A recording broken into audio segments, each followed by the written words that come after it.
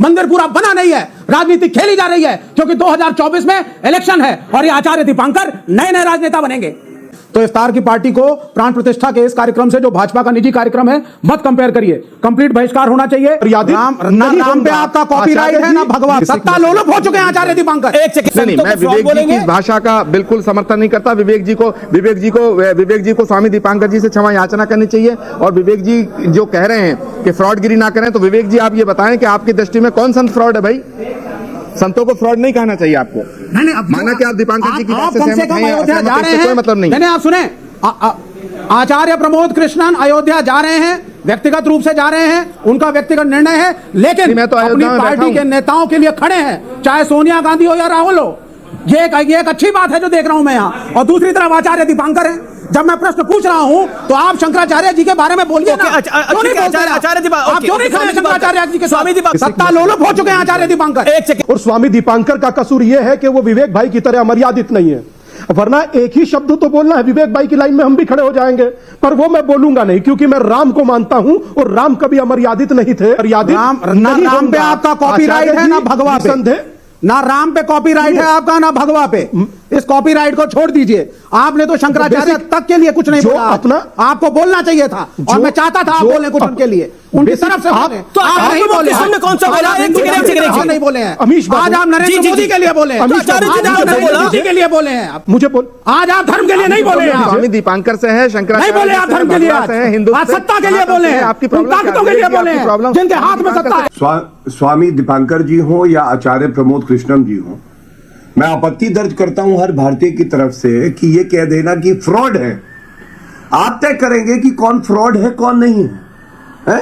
स्वामी दीपांकर जी हो या आचार्य जी हो, मेरे विरोधी है आचार्य जी, लेकिन मैं कभी ये नहीं कहूंगा वो फ्रॉड है, क्योंकि कहीं ना कहीं उन्होंने भी जो भगवान की सीख है उसको धारण किया है। जी बिल्कुल नहीं रखते, फातिहा भी नहीं पढ़ाते, नमाज भी नहीं पढ़ते, मौलवी भी नहीं बनते जी। सिर्फ जैसे भंडारे में जाते हैं वैसे कम्युनल हार्मोनी के लिए जाते हैं। तो इफ्तार की पार्टी को प्राण प्रतिष्ठा के इस कार्यक्रम से, जो भाजपा का निजी कार्यक्रम है, मत कंपेयर करिए। कंप्लीट बहिष्कार होना चाहिए। INDIA के किसी घटक दल को नहीं जाना चाहिए। और वो सभी हिंदू जो महात्मा गांधी के राम को मानते हैं, महात्मा गांधी की आइडियोलॉजी को मानते हैं, इस सेकुलर कॉन्स्टिट्यूशन को मानते हैं, उनको भाजपा का गेम देखना चाहिए।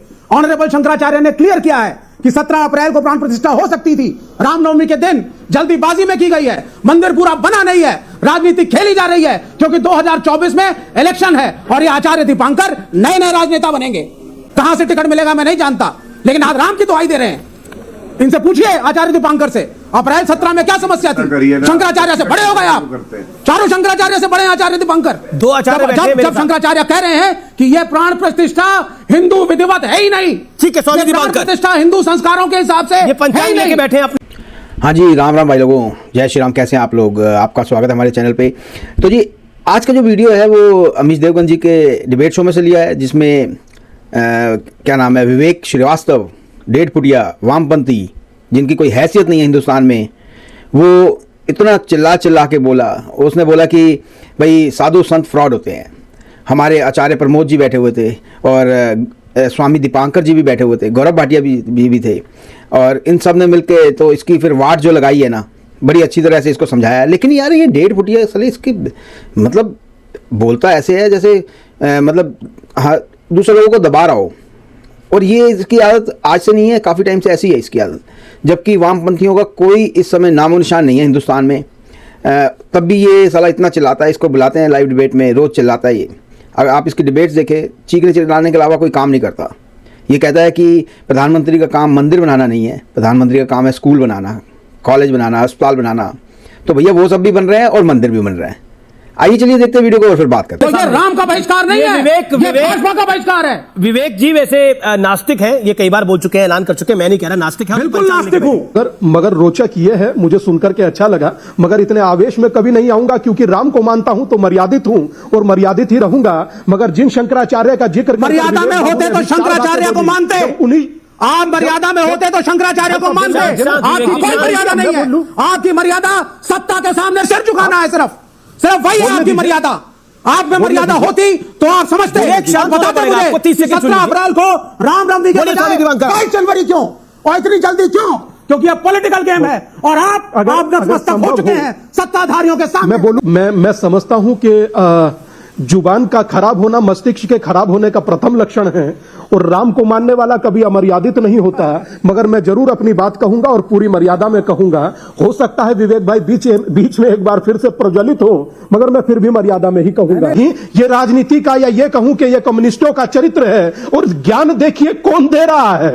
रोचक यह है कि ज्ञान वो दे रहा है धर्म पर जिसे धर्म को अफीम का नशा बताता है। मगर उसके बावजूद भी सनातन हूं, हिंदुओं का क्या जाता है। मगर इतना कहूंगा कि जिन्हें धर्म का नॉलेज ना हो, कम से कम उन्हें धर्म पर नहीं बोलना चाहिए।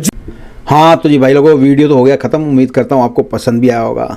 आपने देखा डेढ़ फुटिये को कैसे उंगली निकाल के चिल्ला रहा था, सब पे चिल्ला रहा था। उसके सामने एक आचार्य जी बैठे थे, स्वामी दीपांकर जी बैठे थे, और गौरव भाटिया जो कि खुद एक सर्वोच्च न्यायालय के वकील हैं, वो भी बड़े बदतमीज़ी से बात करते हैं। पता नहीं उन्होंने आज क्यों नहीं इसकी ली अच्छी तरह। बदतमीजी में तो वो भी नंबर 1 पे हैं करने में, तो आज नहीं करी उन्होंने। और इन वामपंथियों की कोई हैसियत रही नहीं है हिंदुस्तान में। ये तो बस चिल्लाने के लायक रह गए हैं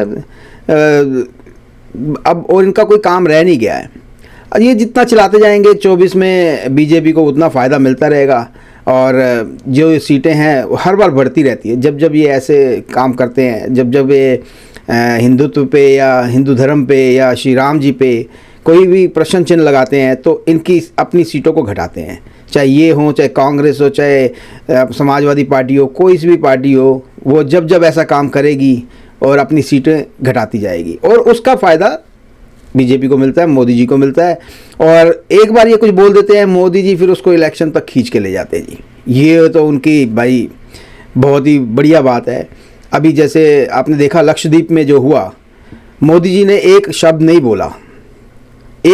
बोला, जबकि भारत की जनता ने जवाब दिया। इसे आज की डेट में आप कहें तो 21वीं सदी में ये भारत की यूनिटी है, जो पहले नहीं दिखाई देती थी, आज दिखाई देती है। और अब जो लक्षद्वीप में डेवलपमेंट होगी और उसमें टूरिज़्म आएगा, वो भी आप देखिएगा। तो जी प्लीज़ चैनल को सब्सक्राइब करें, वीडियो को लाइक करें, शेयर करें। मैं आपको मिलूँगा अगले वीडियो में। तब तक के लिए जय श्री राम, हर हर महादेव, जय हिंद।